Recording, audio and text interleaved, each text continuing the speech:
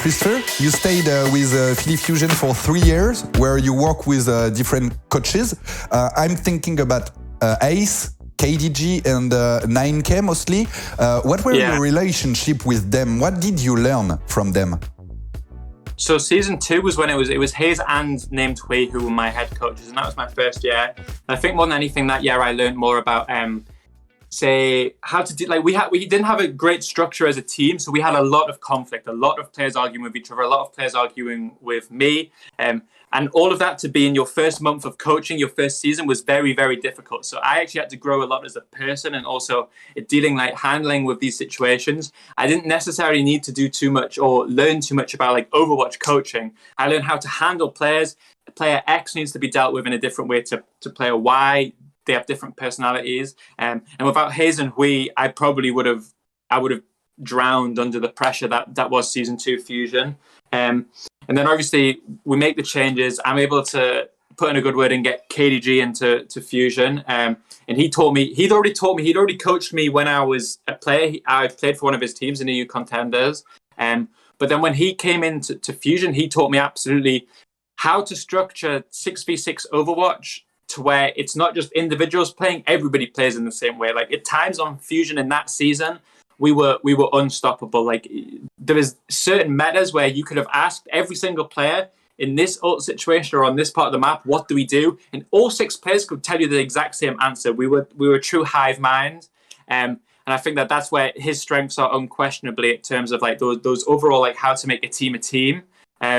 And then NineK was like his philosophy is different to KDG's. Like KDG tries to give you as much structure as he can, whereas NineK wants you to be an individual. He wants you to express yourself, but he's very, very, very good at being able to coach you how you should think about the situations. He gives you all of the tools, and then he lets you go out there and express yourself, play how you want to play. You don't always have to do this. You don't always have to do that, but you should consider this, consider this, consider this.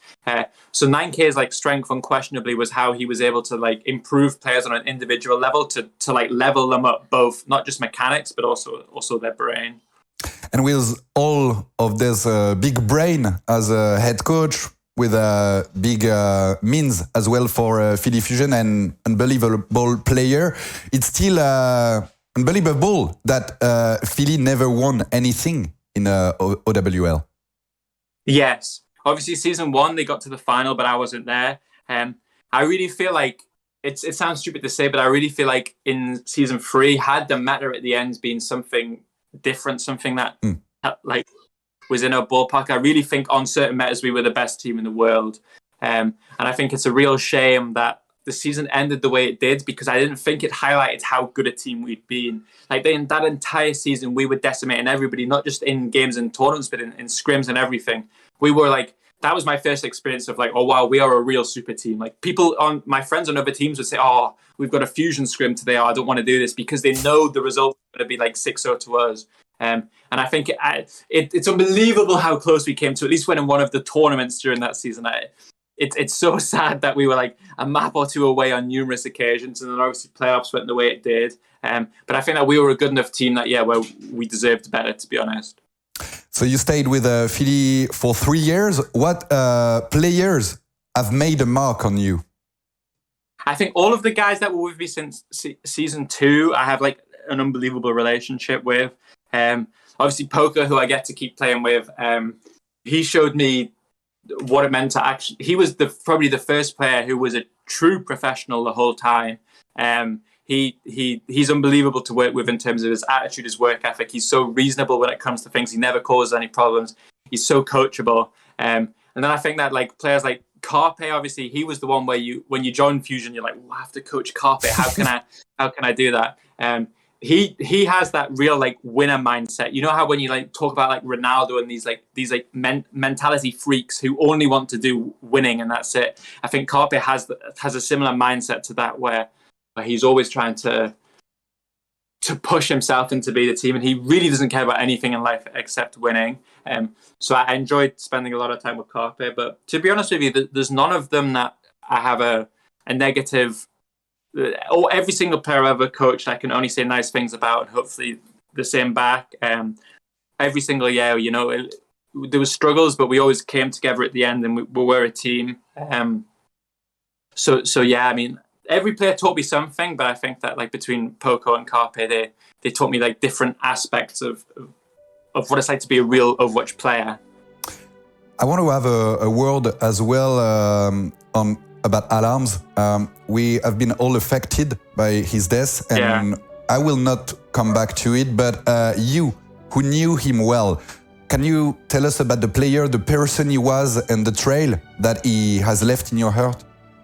Yeah, I think that I didn't tweet about it, and I don't really like to talk about it too much.